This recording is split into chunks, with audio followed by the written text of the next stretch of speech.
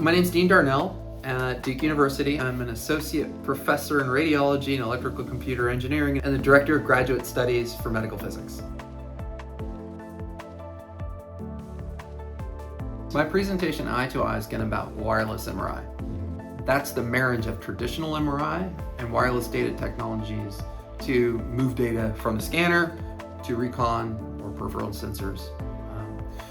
We have applications in low field, high field, and ultra high field. We're passionate about low field because it brings access to, potentially helps bring access to better imaging, folks that can't get to the hospital, clinical MRI, neonatals, specifically to try to develop a wireless MR blanket so that mom can swaddle and feed and reduce baby anesthetization in the MR blanket itself, and the high field to enable higher density coil arrays.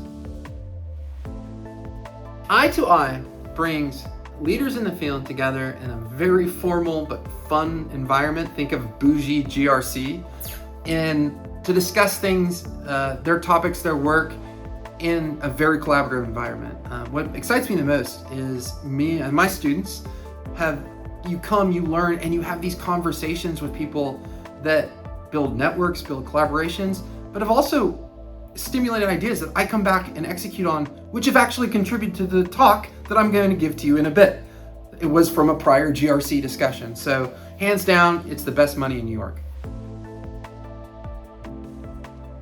I hope that everyone that attends the i2i workshop takes away something from a different discipline. Every time I go, I ask myself, what can I learn new from all these experts across all these different fields? Because if you're just introspective and just kind of let your mind wander of like how there's an overlap, that spurs innovation, which is kind of the central thing of what I'm looking for, is how do I take somebody else's idea and support them?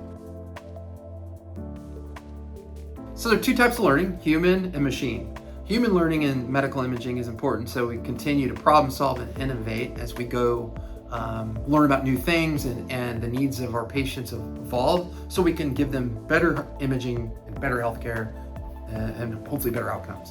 And then there's machine learning, which is all the rage. And it's rightly so. We talk about this at Duke a lot. And while it's not directly related to hardware, I view it as something that's necessary to improve the data pipeline and will be something that's synergistic. Hardware and software always go together, and you can design to that, and that's what's going to get the best outcome. Learning in medical imaging means taking our prior knowledge, whatever our life experiences are, our academic experiences are, our industry experiences are, and building upon those to improve the diagnostic ability, specifically in MRIs, what we're interested in, but across all modalities, and joining those data sets, those different ideas to evolve healthcare.